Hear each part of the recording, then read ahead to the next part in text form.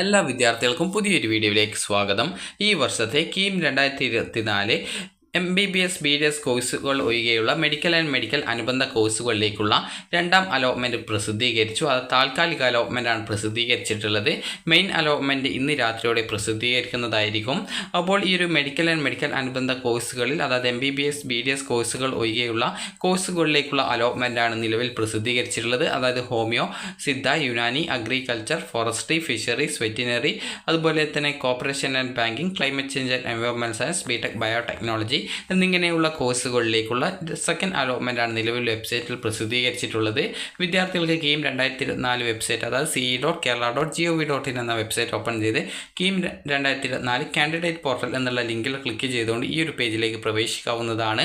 അപ്പോൾ ഇവിടെ നിങ്ങൾക്ക് കാണാൻ സാധിക്കും അലോട്ട്മെൻറ്റ് ലിസ്റ്റ് എന്ന് പറഞ്ഞുകൊണ്ട് കാണാം. ജസ്റ്റ് അതിൽ ക്ലിക്ക് ചെയ്യുക.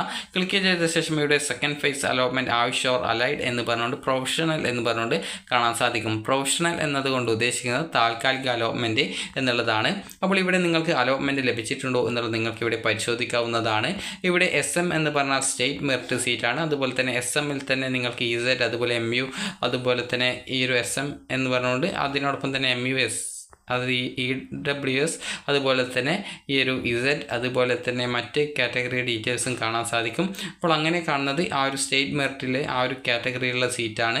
അപ്പോൾ ഈ ഒരു രീതിയിൽ, അതായത് EWSൻ്റേത് EW എന്നാണ് കാണിക്കുക, EAV ആണെങ്കിൽ EZ എന്ന്, അതുപോലെ തന്നെ ഈ ഒരു മുസ്ലിം ആണെങ്കിൽ MU ആണ് കാണാൻ സാധിക്കുക. ഈ ഒരു രീതിയിൽ നിങ്ങൾക്ക് ആ ഒരു സ്റ്റേറ്റ് മെറിറ്റ് സീറ്റിലെ തന്നെ റിസർവേഷൻ സീറ്റുകളിലേക്ക് ആർക്കൊക്കെയാണ് കിട്ടിയത് എന്നുള്ളത് കൃത്യമായിട്ട് ഇവിടെ കാണാൻ സാധിക്കും. അതുപോലെ തന്നെ ഏത് കോഴ്സിലാണ് നിങ്ങൾക്ക് അലോട്ട്മെൻറ്റ് കിട്ടിയിട്ടുള്ളത് എന്നുള്ളത് കൃത്യമായിട്ട് നിങ്ങൾക്ക് ഇവിടെ മനസ്സിലാക്കാൻ സാധിക്കുന്നതാണ്.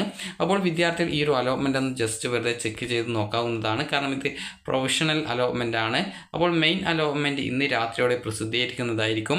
അപ്പോൾ ഈ ഒരു റാങ്ക് ലിസ്റ്റുമായി ബന്ധപ്പെട്ട്, അതായത് ഈ ഒരു അലോട്ട്മെൻറ്റ് ലിസ്റ്റുമായി ബന്ധപ്പെട്ട്, റാങ്ക് ലിസ്റ്റ് അല്ല, അലോട്ട്മെൻറ്റ് ലിസ്റ്റുമായി ബന്ധപ്പെട്ട് എന്തെങ്കിലും പരാതികളുണ്ടെങ്കിൽ ഇന്ന് നിങ്ങൾക്ക് 11 മണി വരെ അറിയിക്കുന്നതിനായിട്ട് സമയം അനുവദിച്ചിട്ടുണ്ടായിരുന്നു. അപ്പോൾ ഈ ഒരു വീഡിയോ ജസ്റ്റ് ചെയ്യാനായിട്ട് ലേറ്റ് ആയതുകൊണ്ടാണ് ജസ്റ്റ് ആ ഒരു കാര്യം നിങ്ങളോട് പറയാത്തത്. അപ്പോൾ വിദ്യാർത്ഥികൾക്ക് ഈ ഒരു അലോട്ട്മെൻറ്റ് ലിസ്റ്റ് പരിശോധിച്ച ശേഷം നിങ്ങൾക്ക്, അതായത് ഇന്ന് വൈകുന്നേരത്തോടെ നിങ്ങൾക്ക് ഈ ഒരു അലോട്ട്മെൻറ്റ് റിസൾട്ട്, അതായത് ഈ ഒരു മെയിൻ അലോട്ട്മെൻറ്റ് അറിയാൻ സാധിക്കുന്നതാണ്. അപ്പോൾ മെയിൻ അലോട്ട്മെൻറ്റ് വന്ന ശേഷം മാത്രമാണ് വിദ്യാർത്ഥികൾ കോളേജിൽ പോയിട്ട് അഡ്മിഷൻ നേടേണ്ടത്. അതുപോലെ പ്രവേശന പരീക്ഷ കമ്മീഷണർക്ക് അടയ്ക്കേണ്ട ഒരു പൈസ ഉണ്ടാകും, അതായത് ആ ഒരു പൈസ നിങ്ങൾ അടയ്ക്കേണ്ടതായിട്ടുള്ളത്. അപ്പോൾ ആ ഒരു കാര്യങ്ങളും മറ്റുമായി ബന്ധപ്പെട്ടുള്ള ഡീറ്റെയിൽസുകൾ ഈ ഒരു സെക്കൻഡ് ഫേസിൻ്റെ മെയിൻ അലോട്ട്മെൻറ്റ് വരുന്ന സമയത്ത് നിങ്ങളെ അറിയിക്കുന്നതായിരിക്കും. അപ്പോൾ നിലവിൽ നിങ്ങൾക്ക് ഈ ഒരു താൽക്കാലിക അലോട്ട്മെൻറ്റ് വെബ്സൈറ്റ് വഴി പരിശോധിക്കാവുന്നതാണ്. അപ്പോൾ നിങ്ങൾക്ക് ഈ ഒരു വീഡിയോ ഉപകാരപ്രദമായിട്ടുണ്ടെങ്കിൽ ലൈക്ക് ചെയ്യുക, ഷെയർ ചെയ്യുക. Thank you for watching.